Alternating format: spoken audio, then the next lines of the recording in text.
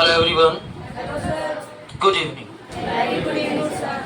Welcome to you all the students in the today's Saturday class.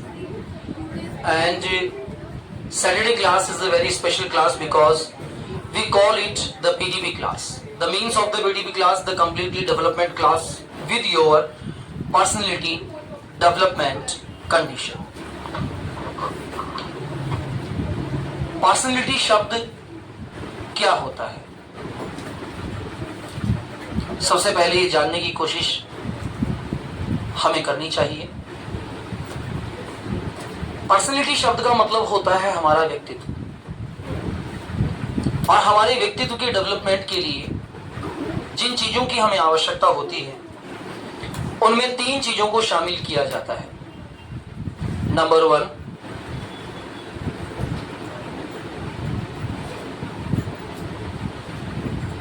behave. Number 2, speaking level. And number 3, nature of the person. There are 3 steps to develop your personality. ये 3 step मिलकर हमारे व्यक्तित्व को, हमारी personality को develop करते हैं। जब हम बात करते हैं बिहेव, तो बिहेव के अंदर 2 चीजें सबसे महत्वपूर्ण अवस्था में होती है, जिनमें पहली चीज है with knowledge. The first thing is with knowledge, आपकी जानकारी कितनी है। सेकंड, लर्निंग फैक्टर, आप में किसी भी चीज को सीखने का जज्बा कितना है। ये 2 चीजें हमारी डेवलप्ड पर्सनैलिटी को शो करती है। पर्सनैलिटी 3 प्रकार की मानी जाती है, the beginners personality, the learners personality and the expert personality. जो बिगिनर्स पर्सनैलिटी होती है उसमें 5 महत्वपूर्ण बातों को जोड़ा जाता है। Beginners, learners and expert. जो बिगिनर्स पर्सनैलिटी होती है इनके अंदर पहले नंबर पर आता है नॉलेज,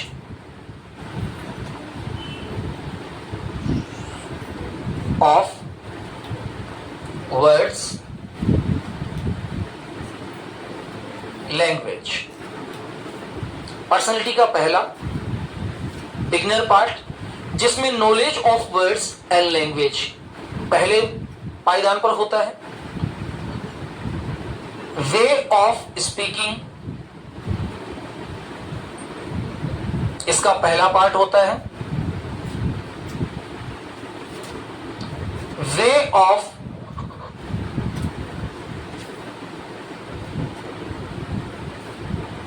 लैंग्वेज एडॉप्टेशन, ये इसका दूसरा भाग होता है। वे ऑफ लिसन तीसरा पार्ट होता है। वे ऑफ हियर इसका चौथा पार्ट होता है, और गिव द आंसर ये इसका 5वां पार्ट माना जाता है। अब इन 5 में फर्क क्या होता है, ध्यान दीजिए। यहां मेरे साथ है knowledge of words and language. तो नॉलेज ऑफ वर्ड्स और लैंग्वेज जो होता है, यानी कि शब्दों का ज्ञान, भाषा का ज्ञान, भाषा के अंदर हमें कितने शब्द आते हैं। जैसे चाय,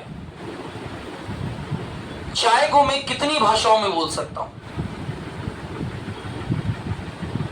टी और चाय, क्या तीसरी कोई भाषा मेरे दिमाग में है जिससे मैं इसको एक्सप्लेन कर सकूं। तो मेरी पर्सनैलिटी केवल कितने भाषाओं में अटक गई, 2 भाषाओं। अब यदि मैं किसी ऐसे व्यक्ति के सामने जाता हूं जो ना चाय को जानता है ना टी को जानता है,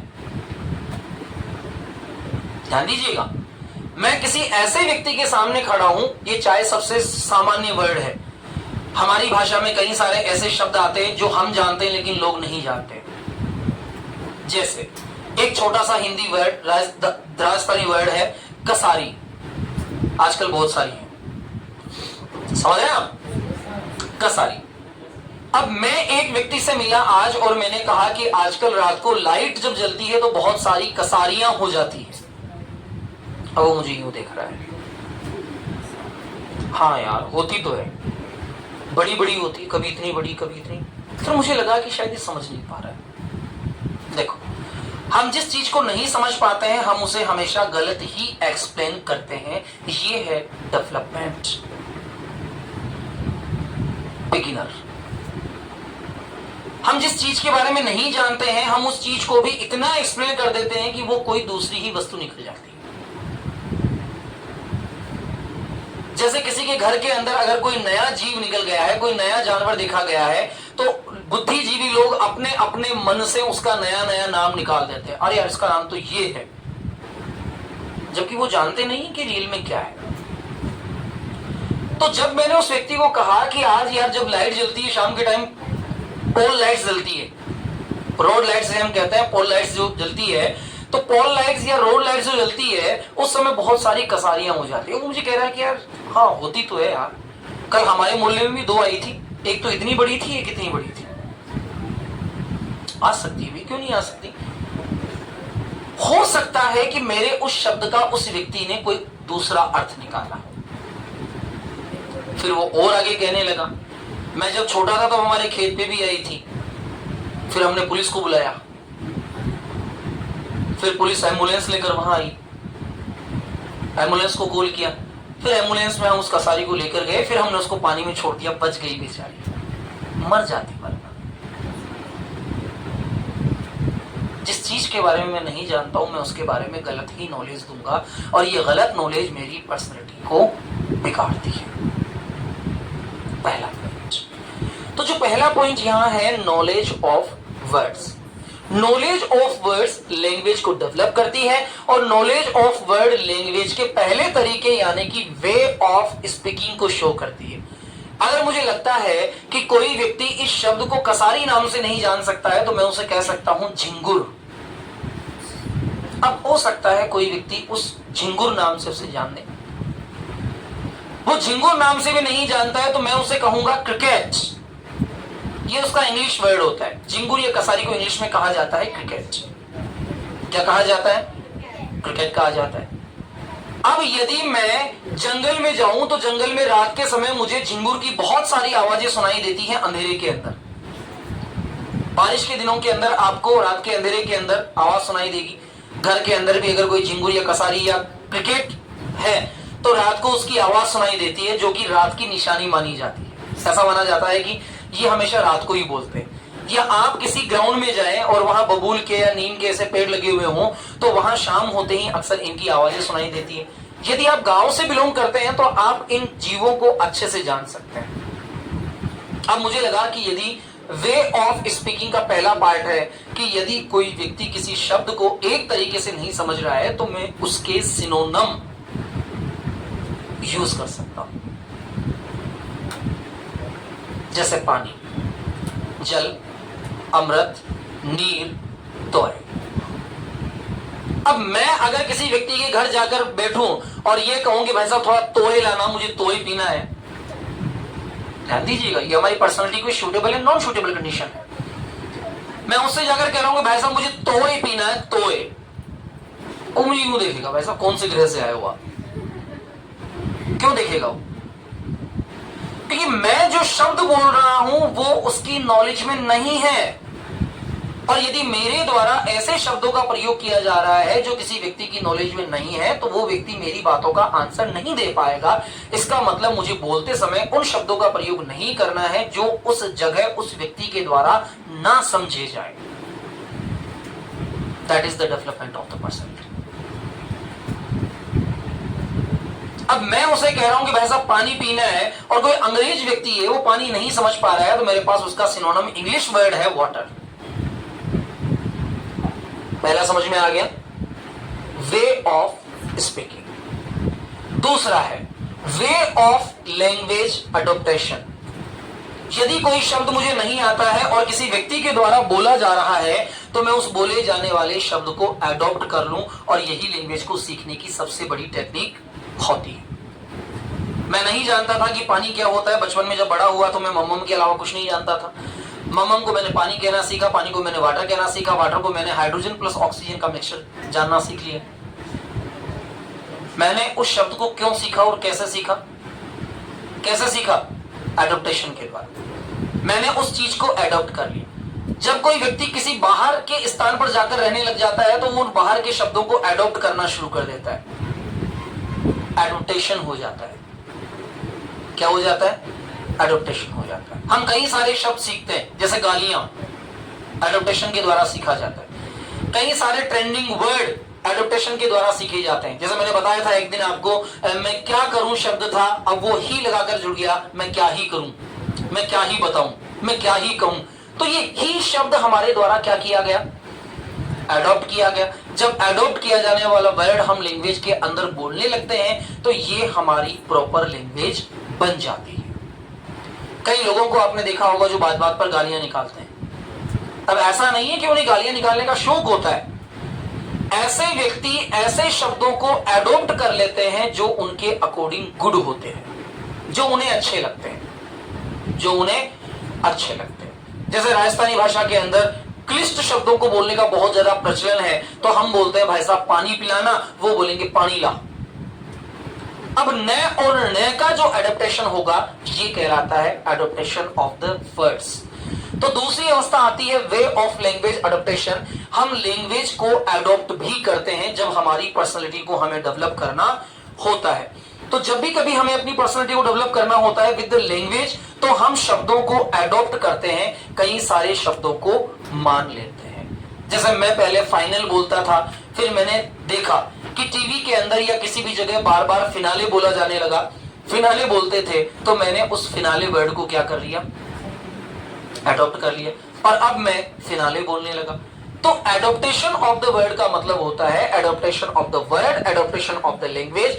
जिस शब्द को हम अच्छे से बोलना चाहते हैं, हम कई बार उन शब्दों को एडॉप्ट करने के माध्यम से भी सीख जाते हैं। हो सकता है कोई शब्द ऐसा रहा हो जो हम अपनी पूरी क्लास में कभी नहीं पढ़ेंगे, लेकिन यदि उस शब्द को किसी व्यक्ति के द्वारा बोला जा रहा है तो हम उस बोले जाने वाले शब्द को एडॉप्ट कर लेते हैं, स्वीकार कर लेते हैं, गोद ले लेते हैं। थर्ड टेक्निक है वे टू लिसन। कई बार हम लोग शब्दों को उस प्रॉपर वे में नहीं सुन पाते हैं जिस प्रॉपर वे में सुनना चाहिए। अब यदि हम उसे प्रॉपर वे में नहीं सुन पा रहे हैं तो इसका मतलब है कि हम उन शब्दों को समझ भी नहीं पाएंगे। जैसे हमें सुनना चाहिए गवर्नमेंट, हम सुनते ही गवर्नमेंट है। यदि कोई गलत भी बोल रहा है तो वे ऑफ लिसन हमारा प्रॉपर होना चाहिए। ऐसा नहीं कि किसी ने गवर्नमेंट कहा तो हम उसको गवर्नमेंट ही बोलने लगे। आराम से बैठ जाइए आप सामने, ताकि आई कांटेक्ट बना रहे। तो हम उसे क्या बोलते हैं? गवर्नमेंट। तो वे ऑफ हियर या वे ऑफ लिसन, ये होता है किसी भी चीज को ध्यान से सुनना और उसे समझना। एक होता है वे ऑफ हियर। देखिए दो शब्द होते हैं, लिसन एंड हियर। दोनों का मतलब सुनना होता है। लिसन का मतलब भी सुनना होता है और हियर का मतलब भी सुनना होता है, लेकिन दोनों के सुनने में फर्क है। जैसे मैं 1 मिनट के लिए चुप हो जाता हूं तो आपको कई सारी आवाजें सुनाई देगी, पंखे की आवाज, बाहर गाड़ी की जाने की आवाज, किसी गाड़ी के हॉर्न की आवाज, किसी व्यक्ति के बोलने की आवाज सुनाई दे रही है। तो ये जो चीजें सुनाई दे रही है ये सारी कहलाती है हियरिंग थिंग्स, जिन्हें आप सुन रहे हैं लेकिन पकड़ नहीं रहे। मैं जो बोल रहा हूं वो आपके द्वारा सुना जा रहा है और समझा जा रहा है, तो इसका मतलब है ये चीजें कौन सी है? Listening thing. लिसन का मतलब होता है जिसे आपका माइंड कोट करता है, कैच करता है। तो यदि आपका माइंड किसी चीज को कैच कर रहा है तो समझ जाइएगा कि आपका माइंड उस शब्द को लिसन कर रहा है। तो यहां हम लिसन करते हैं, और यदि कोई चीज आपका माइंड पकड़ नहीं रहा है तो ये समझ जाइएगा कि हम उस चीज को हियर करते हैं। जैसे हम क्लास में बैठे हैं, क्लास में बैठे बैठे हम लोग पढ़ रहे हैं, अचानक से हमारा माइंड 1 सेकंड के लिए स्लेप्ट आउट हो जाता है और हम किसी दूसरी चीज पर हमारा ध्यान आकर्षित हो जाता है। जैसे मोबाइल की घंटी बजी तो मैंने अपने बैग पर हाथ लगा कर ये फील करने की कोशिश की कि मोबाइल बज रहा है या नहीं बज रहा है। तो मेरा जो कंसंट्रेशन है वो उस समय किस पे चला गया, मोबाइल पे। और उस कंसंट्रेशन के दौरान अगर मैंने कोई बात बोली तो वो बात आपके माइंड में नहीं जाएगी, तो वो चीज चली जाती है आपके अनकॉन्शियस माइंड में। हमारी जितनी भी विचारधाराएं होती है वो सब हमारे उस दिमाग में बनती है जिस दिमाग के बारे में हमें नॉलेज होती ही नहीं है। तो हियर और लिसन जो दोनों पद्धतियां हैं, ये दोनों पद्धतियां हमारे पांचवें पॉइंट यानी कि गिव द आंसर वे को इफेक्ट करती है। अगर हमने किसी चीज को लिसन किया है तो हम उसका आंसर बेटर वे में दे पाएंगे, लेकिन यदि हमने किसी चीज को लिसन नहीं किया है तो हम उसका आंसर कभी भी बेटर वे में नहीं दे पाएंगे। जैसे मैं आपसे पूछता हूं व्हाट इज योर नेम, आपने लिसन किया, आपने लिसन किया। अब लिसन करने के बाद मैंने आपसे पूछा what is your last academic condition, last academic class, in which class you did not get the higher marks in the English language. अब मैंने विच को लिसन किया, एकेडमिक क्लास को लिसन किया, हायर मार्क्स लिसन किया, लेकिन मैं अब लिसन करने के चक्कर में मैंने कई सारे शब्दों को हियर कर लिया और अब मैं नहीं बता पा रहा हूं कि मेरी कौन सी लास्ट एकेडमिक क्लास थी जिसके अंदर मुझे इंग्लिश में सबसे कम नंबर मिले थे। अगर मैंने लिसन कर भी लिया है तो मुझे कुछ समय सोचने के लिए चाहिए कि मैं जानूं कि वो कौन सी क्लास थी जब मुझे सबसे कम अंक मिले थे। अब इस पूरी गणित को दोहराने के दौरान, लगाने के दौरान मेरा माइंड उन चीज को स्लैप आउट कर देता है। क्या कर देता है, स्लैप कर देता है, दिमाग से निकाल देता है और मैं फिर दोबारा पूछूंगा क्या कहा आपने, What did you speak? Pardon please. Excuse me. I can't understand. Excuse me. Will you repeat it please? तो अब मैंने दोबारा कहा कि Will you tell me Mr. Ayan that in which academic class you got the lower marks in English subject? अब ये समझ में आ गया, पहली बार में नहीं आया, अब दूसरी बार में समझ में आ गया। क्यों आ गया? क्योंकि अब इनके माइंड में ये धारणा बैठ चुकी थी कि अगर इस बार मैंने लिसन नहीं किया तो मेरे बारे में क्या सोचा जाएगा। That is the clear. जब भी हम किसी अधिगम को सीखते हैं, जब भी हम किसी चीज को सीखते हैं तो सीखने वाली प्रक्रिया इन पांचों तरीकों से गुजरती है और ये पांचों तरीके हमारे डेवलपमेंट ऑफ द पर्सनैलिटी के लिए बहुत ज्यादा जरूरी होते हैं। सबसे पहले मैं बात करता हूं नॉलेज ऑफ वर्ड्स की, और नॉलेज ऑफ वर्ड्स के 5 पॉइंट मेरे सामने हैं। Way to speaking, way of language adoption, way of listening, way of hearing and give the answer which I hear और लिसन। जो मैंने सुना है, समझा है, उसका जवाब मैं किस प्रकार दे पाऊं। अब इन चीजों को सीखने के लिए हमें जानना पड़ता है वे ऑफ क्वेश्चन। ध्यान दीजिएगा, हमने पहला पॉइंट पढ़ा है बिगिनर। अब वे ऑफ क्वेश्चन जो होता है, ये वे ऑफ क्वेश्चन होता है 3 types. How many type of the way of question? 3 type. पहला वे ऑफ क्वेश्चन होता है हमारा asking with getting answer in yes and no. Asking का पहला तरीका क्या होता है? Asking with getting answer in yes and no.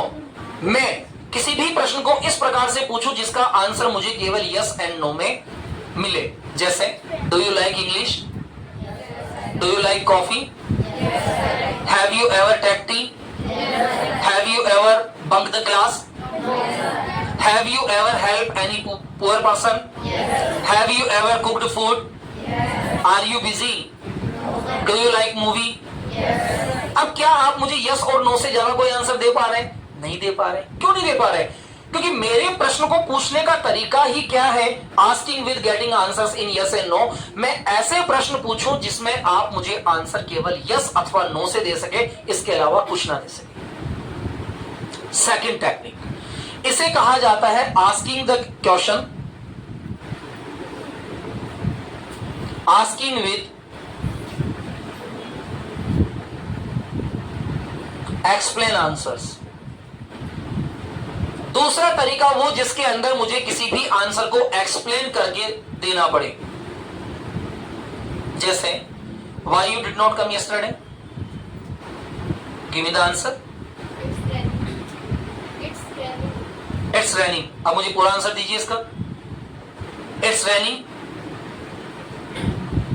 I got late, there was no any bus, I got stuck, I was in problem, some guest came at my home, my father refuse to me, my father forbid to me that you will not go there today. There were many work at my home, so I did not able to come in the class. अब मुझे किसी भी answer को अगर मैं जोड़ूंगा तो मुझे वहां उसमें एक्सप्लेन देना पड़ेगा। तो पर्सनैलिटी डेवलपमेंट के लिए आपको सबसे पहले समझना पड़ता है कि सामने वाले व्यक्ति के द्वारा पूछे गए प्रश्न का प्रकार क्या है।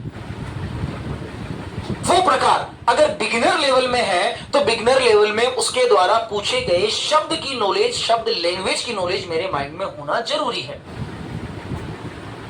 अगर मैं आपसे पूछ रहा हूं कि डू यू लाइक पिज्जा और आप मुझे कह रहे हैं या I like pizza because I am fond of it and it is very delicious so I like pizza.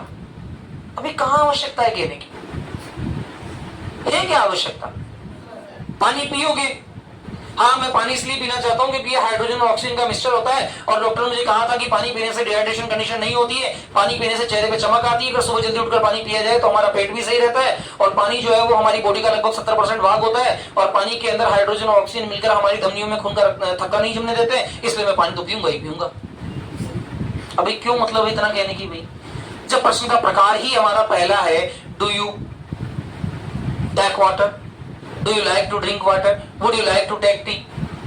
अब मैं आपसे पूछ रहा हूं would you like to take tea और कॉफी। देखिए पहले प्रकार का प्रश्न है would you like to take tea और कॉफी। अब इसका पता कैसे चलेगा कि मुझे आंसर छोटा देना है या बड़ा देना है? तो बिल्कुल सीधा सा तरीका है, यदि कोई भी प्रश्न किसी भी हेल्पिंग वर्ब जो कि कितनी होती है 24, यदि किसी भी हेल्पिंग वर्ब से कोई भी प्रश्न पूछा जा रहा है तो आपको उसका आंसर केवल यस और नो में देना है, जब तक कि दूसरा प्रश्न ना पूछा जाए who, whose, whom, which, that, where, when, what, why, how many, how old, how long, how deep, how height।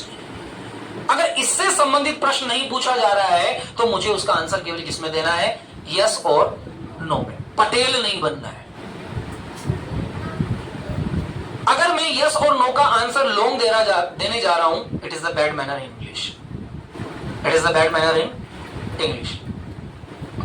अब चॉइस है कि नहीं है?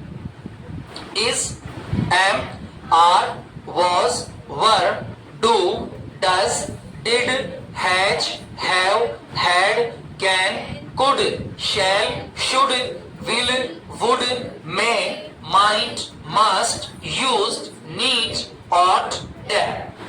इन चॉइस में से किसी भी सहायक क्रिया से अगर मुझे प्रश्न पूछा गया है तो मुझे उसका आंसर यस और नो में देकर खत्म कर देना है।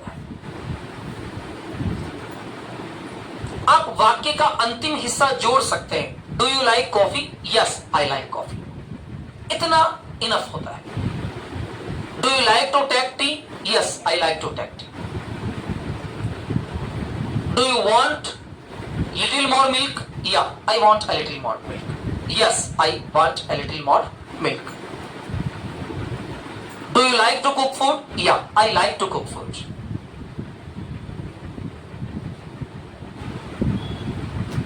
Did you help him? Yes, I helped him। ये होते हैं method to the giving the answer with the development of your personality. प्रश्न मुझसे पूछा जा रहा है क्या, मैं जवाब दे रहा हूं क्या, समझने वाला समझ रहा है क्या, और यहां होते होते हमारी लैंग्वेज का हो जाता है सत्यानाश। Forgive my language. बोलने वाला बोलना क्या चाह रहा है, समझने वाला समझना क्या चाह रहा है, ना बोलने वाला बोल पा रहा है ना समझने वाला समझ पा रहा है, और फिर बात वही की वही आती है, मुझे कुछ नहीं आ रहा है। आना क्यों नहीं है? क्या मैंने अपनी पर्सनैलिटी को डेवलपमेंट कंडीशन के साथ जोड़ा है? क्या मैंने सबसे पहले शुरुआत ऐसे की है कि मुझे जब नॉलेज ऑफ द वर्ड्स के साथ लैंग्वेज में जाना है तो मुझे वे ऑफ स्पीकिंग सीखनी है। जब मैं कहता हूं हेलो एवरीवन तो आप मुझे कहते हैं हेलो सर, ये वे ऑफ स्पीकिंग होती है। जब मैं आपसे कहता हूं गुड मॉर्निंग आप मुझे कहते हैं गुड मॉर्निंग। जब मैं कहता हूं गुड आफ्टरनून आप कहते हैं गुड आफ्टरनून। जब मैं कहता हूं गुड इवनिंग आप मुझे कहते हैं गुड इवनिंग, ये वे ऑफ स्पीकिंग होती है। जब मैं आपसे पूछता हूं कि हाउ आर यू तो आप मुझे पूरा आंसर देते हैं I am fine, thank you and you, ये वे ऑफ स्पीकिंग होती है। जब मैं पूछता हूं how is going your life तो आप मुझे आंसर देते हैं my life is getting along fine, thank you and your life, ये वे ऑफ स्पीकिंग होती है। जब मैं पूछता हूं कि टुडे इज सो हॉट, तो आप कहते हैं yes I do agree with you. Yes, आपने यस कहा, उसके बाद आपने कहा I do agree with you. तो यस के साथ आपने सही और गलत को बताया। ये way of giving the answer technique होती है। अब यहां मैं बात कर रहा हूं asking with getting answers in yes and no. यहां मैं बात कर रहा हूं आस्किंग विद एक्सप्लेन आंसर। दो प्रकार के प्रश्न यहां हो गए, जहां मुझे आस्किंग और लॉन्ग आस्किंग। अब तीसरे प्रकार का तरीका होता है जिसमें आपको प्रश्न का आंसर देने की आवश्यकता नहीं होती है, नॉट आंसरिंग टाइप क्वेश्चन।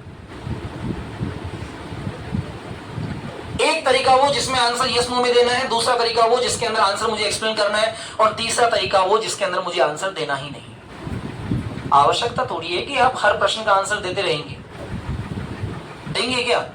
मैंने आपसे पूछा आप देखते कैसे हैं, आप देखते कैसे हैं, ये कौन सा प्रश्न हो गया?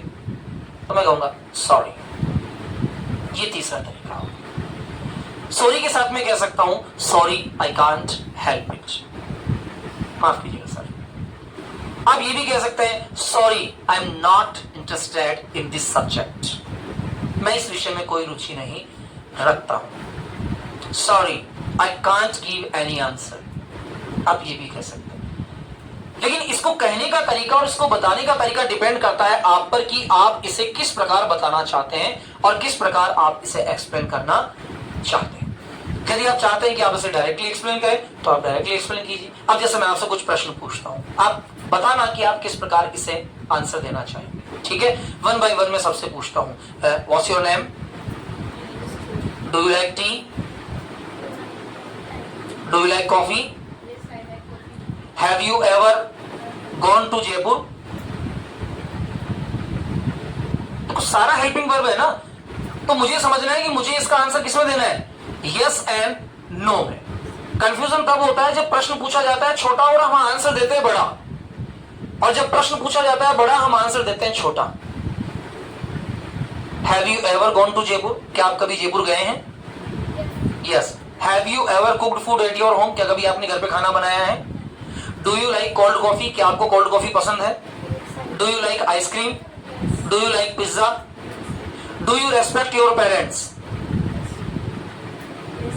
will you able to give me your pen, can you help me, may I come in sir, may I go for a walk, may I help you, what is your name? My name is Bhavya. अब यहाँ yes और no नहीं आना है। अब मैं पूछ रहा हूं व्हाट इज योर नेम और मैं आंसर दे रहा हूं यस। अरे भाई what is your name, yes. भगवान नाम बताओ अपना, यस। इरिटेशन होगा कि नहीं होगा? क्योंकि मैं प्रश्न के तरीके को नहीं समझ पा रहा हूं, और यदि मैंने प्रश्न के तरीके को ना समझते हुए आंसर दिया, इसका मतलब मैंने अपनी पर्सनैलिटी को क्रॉस कर दिया। पर्सनैलिटी का पहला प्रकार होता है कि आप किसी भी लैंग्वेज को समझें और समझकर उसका आंसर दें। यदि आपने समझकर उसका आंसर नहीं दिया तो ये मान के चलिएगा कि आपका आंसर आपकी पर्सनैलिटी को अगर मैच नहीं कर रहा है, आपके व्यक्तित्व को मैच नहीं कर रहा है, तो आपका आंसर बेकार हो जाएगा।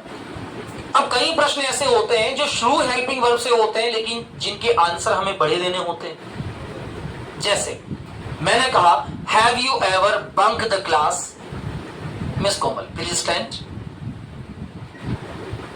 Have you ever bunk the class? I never bunk any class. Why? I don't like it. Then what do you like? देखिए प्रश्नों से प्रश्न बनते हैं। Then what do you like? We should take every class. Okay. Which subject you like most? English subject. Why do you like the English subject most? I am interested in it. Do you have interest in any other subject? In geography. Why do you like geography? Subject. Will you please tell us about geography? What is the meaning of the geography? अब देखिए प्रश्न पूछे जा रहे हैं। जब एक बार प्रश्न पूछा जाएगा तो वो प्रश्न रुकेगा नहीं। हमें तैयारी करनी होती है एक सेक्टर से जुड़े हुए सारे शब्दों की। सुई से स्टार्ट कीजिए और एरोप्लेन तक जाइए, तब जाकर आपकी डेवलप्ड पर्सनालिटी सामने आती है। मुझसे प्रश्न पूछिए।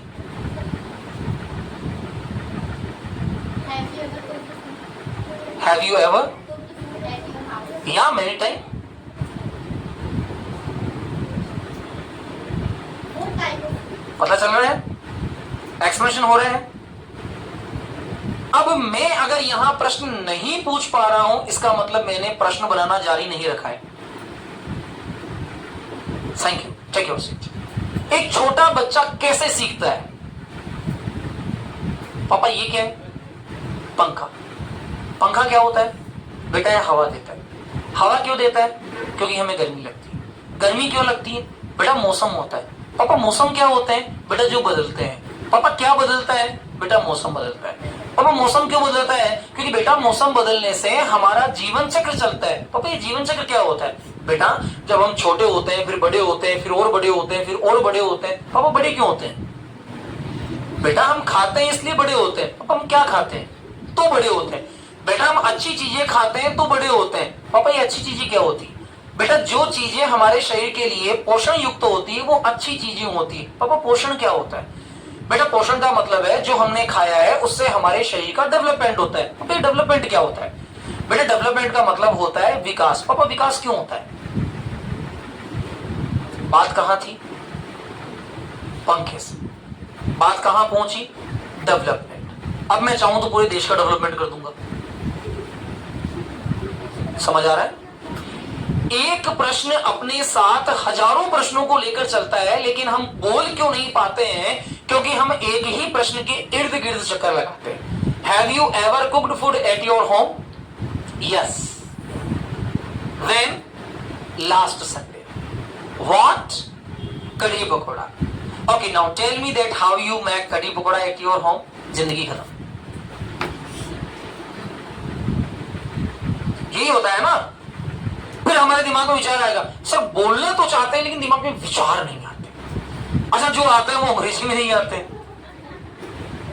देखो बोलना चाहते हैं जबकि सत्य यह है कि हम बोलना ही नहीं चाहते.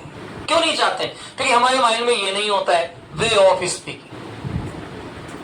Way of speaking. आज घर पे क्या बनाया? लड्डू. और क्या बनाया? लड्डू. क्या बनाया? लड्डू. किसने बनाया? पापा ने. पापा ने क्या बनाया? लड्डू. लड्डू कैसा लगा? टेस्टी. टेस्टी क्या लगा? लड्डू.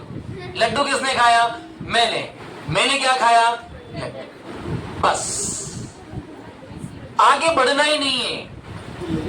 इससे आगे जाना ही नहीं है. अच्छा इससे आगे नहीं जाना मतलब हमारी सोच जो है वो सीमित हो गई. पहला पॉइंट वे ऑफ स्पीकिंग हमारा इतना हो गया है कि हम एक लेवल से दूसरे लेवल तक जा ही नहीं पाते.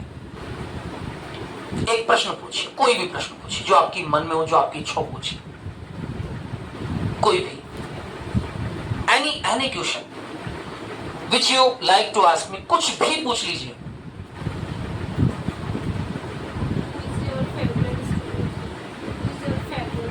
Who is my favorite student? My favorite student is Ravi. He was also my friend. He was also my friend. He was also my friend. He is not now. He was also my friend. पूछिए और.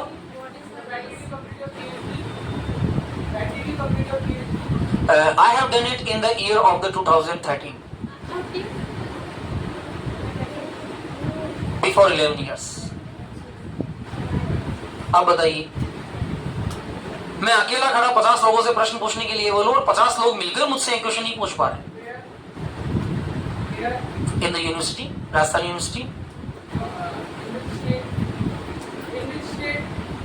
इन which state?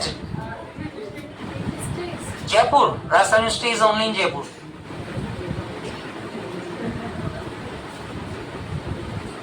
Have you ever drank any time? Have you ever drank any time? Drink? No, I never drink. You know that, especially in my caste and according to my nature, it does not suit me. Drinking is not good.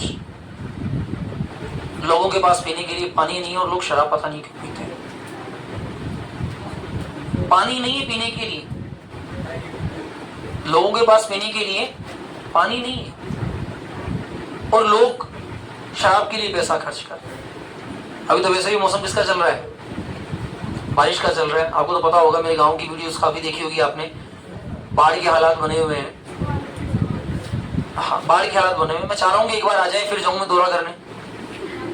कभी आई नहीं ना, कभी देखी नहीं। कभी देखी किसी ने बाढ़? कभी किसी ने बाढ़ देखी क्या? फ्लोड कभी देखा? फ्लोड किसी ने? ऐस सीन केदारनाथ में आई थी एक बार, ध्यान हो तो 2013 में 2013 में केदारनाथ में बाढ़ आई थी। आपने मुझसे क्या पूछा था मिस कोमल? आपने मुझे क्या पूछा था? Have you ever? अब मैं कहाँ बात कर रहा हूँ? केदारनाथ। समझ रहे ना?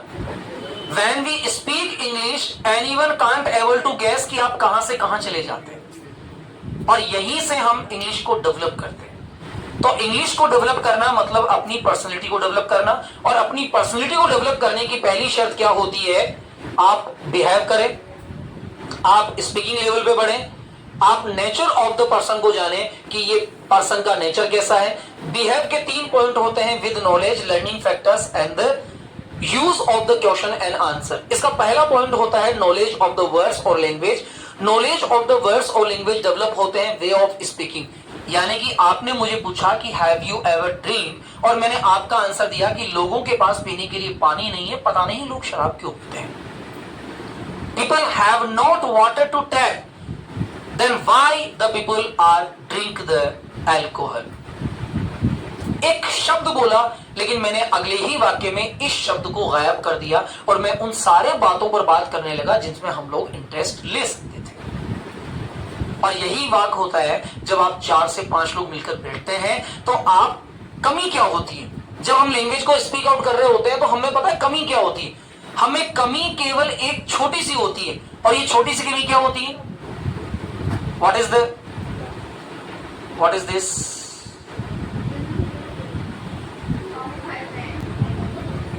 और उन बातों के द्वारा हमें बातों को आगे डेवलप करना होता है। यानी कि जब हम लोग जीडी सेशंस में बैठेंगे, जब हम लोग ग्रुप डिस्कशन में बैठेंगे, तो यही सबसे बड़ी चीज होती है कि हम एक पॉइंट से शुरू करके लास्ट पॉइंट तक पहुंचे।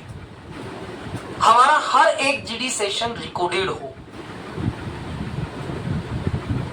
पिछले किसी बैच की कुछ चेंजेस में अपने इस बैच में किया है मैंने। अब मैंने हर एक क्लास को रिकॉर्डेड किया है, और यहां तक कि मंडे से जो आपका जीडी सेशन शुरू होने वाला है 6 से 6:15 इवनिंग 6 to 6:15, उस जीडी सेशन के अंदर आपका जीडी रिकॉर्ड होगा। यानी कि आप क्या बात कर रहे हैं ये भी रिकॉर्ड होगा, आपने कितने शब्द हिंदी के बोले ये भी रिकॉर्ड होगा, और जब आप हिंदी बोल रहे होते हैं तो आपको क्लास से आउट कर दिया गया ये भी रिकॉर्ड होगा, और आपकी कितनी इंसल्ट की गई ये भी रिकॉर्ड होगा, और मैं उसे लाइव अपडेट जरूर करूंगा। इससे अच्छा नहीं कि हम लोग प्रैक्टिसिंग गुड करें। हो सकता है कि मैं जब आप जीडी कर रहे हो तब मैं लाइव कॉल पर आपके पेरेंट्स को दिखाऊंगी और your words are here and they are conversing in English। डर, अब देखो, अब जो डर है ये आपकी पर्सनालिटी को खत्म कर रहा है। अब आप समझने सोचने लग गए, मैं सबसे पहले मैं घर जाके पहले ही वाक्य बना लूंगा और वाक्य बनाकर सबको रट लूंगा और फिर बस। अब ये वाला भाव जब आ रहा है ना, तो ये हमारी पर्सनालिटी को क्या कर रहा है? खत्म कर रहा है। तो आज की पीडीपी क्लास में हमने कितनी चीजें सीखी? पहली चीज, पर्सनालिटी का मतलब होता है नॉलेज। अगर आपकी नॉलेज बेस्ट लेवल पर है तो आपकी पर्सनालिटी 100% डेवलप होगी ही होगी। यदि आप अपनी पर्सनालिटी को डेवलप करना चाहते हैं, डेवलप रखना चाहते हैं, तो हमारी knowledge asking with the getting answers yes and no, asking with the explain answer and not answering type question, 3 प्रकार के प्रश्नों पर हमें सबसे पहले ध्यान देना होगा। कल रविवार है और रविवार के दिन आपके लिए एक छोटा सा काम मैं दे रहा हूं। आपको 50 क्वेश्चंस प्रिपेयर करने हैं जो आप किसी भी व्यक्ति से पूछ सकते हैं। 50 क्वेश्चंस, 50 क्वेश्चंस का एक सेट तैयार करना है। किसी भी टाइप में हो सकते हैं और बहुत आसान है। 24 टाइप के तो केवल हेल्पिंग वर्ब हमारे पास है, तो 25 प्रश्न तो हम हेल्पिंग वर्ब से बना सकते हैं। कितने क्वेश्चन बना सकते हैं? इसके अलावा who, whose, whom, which, where, when, what, why, how many, how long, how old, how deep. लगभग 15 प्रश्न ये हैं, तो 15 और 25 40, लगभग 40 प्रश्न ये बन सकते हैं और 10 प्रश्न आप नेगेटिव और इंट्रोगेटिव फॉर्म्स में भी प्रिपेयर कर सकते हैं। तो नेगेटिव और इंट्रोगेटिव फॉर्म्स भी आपके द्वारा प्रिपेयर की जा सकती है। So will you able to do it? Will you able to do it और no? Able to do it. 50 question का सेट आपको प्रिपेयर करना है और सेट प्रिपेयर कहां करना है? आपको अपनी कॉपी का पेज वेस्ट नहीं करना है। आई एम गिविंग यू, और ध्यान दीजिएगा इस। Thanks for class and nice to meet.